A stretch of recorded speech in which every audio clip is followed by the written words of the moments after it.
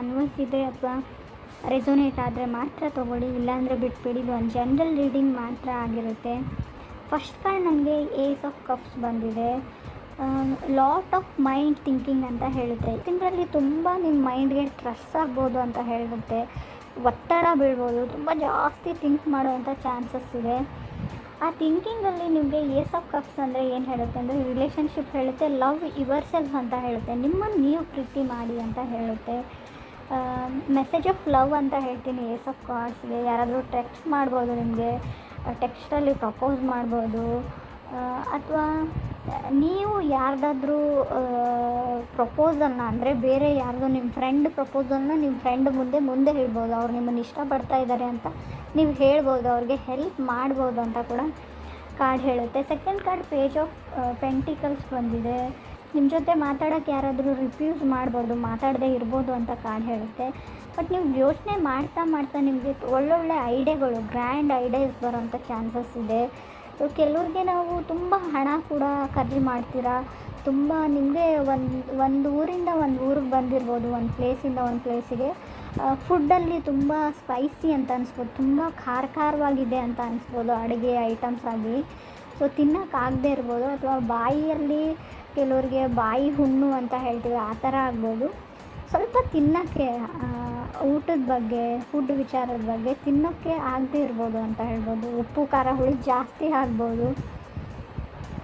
So ಸಾಲ ಮಾಡಿಬಿಡಿ, try not to take loan ಅಂತ ಹೇಳುತ್ತೆ ಕಾರ್ಡು. ಅಂದರೆ ನೀವು ಸಾಲ ಮಾಡಬೇಡಿ ಅಥವಾ ಯಾರಿಗಾದ್ರೂ ನೀವು ಹಣ ಕೊಡಬೇಡಿ, ಎರಡರಲ್ಲೂ ಇದು ಅನ್ವಯಿಸುತ್ತೆ.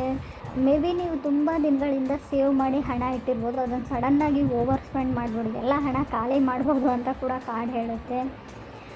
ಮೇ ಬಿ ನಿಮ್ಮ ಮೇಕಪ್ಗೆ, ಬ್ಯೂಟಿಫಿಕೇಷನ್ಸ್ಗೆ, ಸಮಥಿಂಗ್ ನಿಮ್ಮ ಮೇಕ್ ಓವರ್ಗೆ ಅಂತ ಹೇಳುತ್ತೆ. Serums, products, self care, skin care ಪ್ರಾಡಕ್ಟ್ಸ್ನ ಆರ್ಡ್ರ್ ಮಾಡ್ಬೋದು.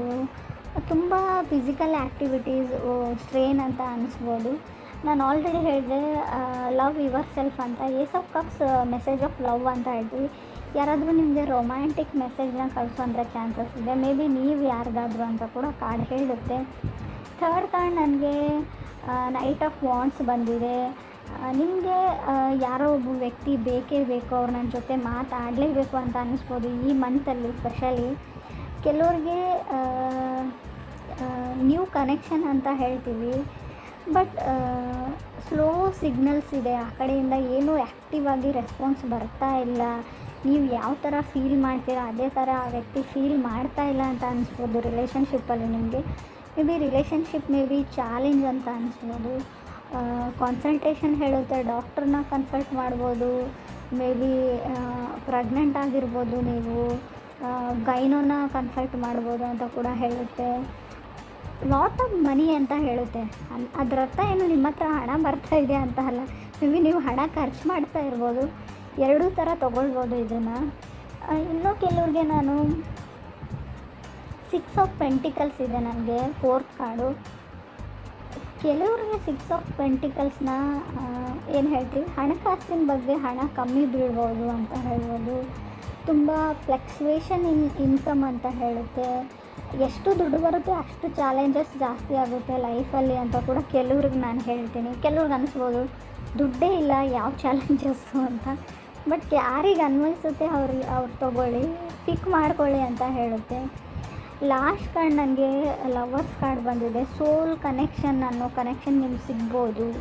ಸೊ ಅಥವಾ ನೀವು ರಾಹು ಇರೋದ್ರಿಂದ ಒಂದು ಹೊಗೆ ಥರ ಅಂತ ಹೇಳ್ತೀವಿ, ಎಲ್ಲ ಇಲ್ಯೂಷನ್ಸ್ ಅಂತ ಹೇಳ್ತೀವಿ. ಯಾವುದು ನಿಮ್ಮ ಸೋಲ್ ಕನೆಕ್ಷನ್ ಅಂತ ಅಂದ್ಕೊಂಡು ನೀವು ಮದುವೆ ಆಗಿದ್ರು, ರಿಲೇಷನ್ಶಿಪ್ಪಲ್ಲಿದ್ದರು, ಅದೇ ನಿಮಗೆ ಇವಾಗ ಮಿಸ್ ಮ್ಯಾಚ್ ಆಗಿದೆ, ನಾನು ರಾಂಗ್ ವ್ಯಕ್ತಿನ ಚೂಸ್ ಮಾಡ್ಕೊಂಡಿದ್ದೀನಿ ಅಂತ ಕೂಡ ಕೆಲವ್ರಿಗೆ ಅನ್ನಿಸ್ಬೋದು. ಯಾಕೋ ಸರಿ ಬರ್ತಾ ಇಲ್ಲ, ನಾವು ಜೊತೆಗಿರೋಕ್ಕಾಗ್ತಾ ಇಲ್ಲ ಅಂತ ಅನ್ನಿಸ್ಬೋದು.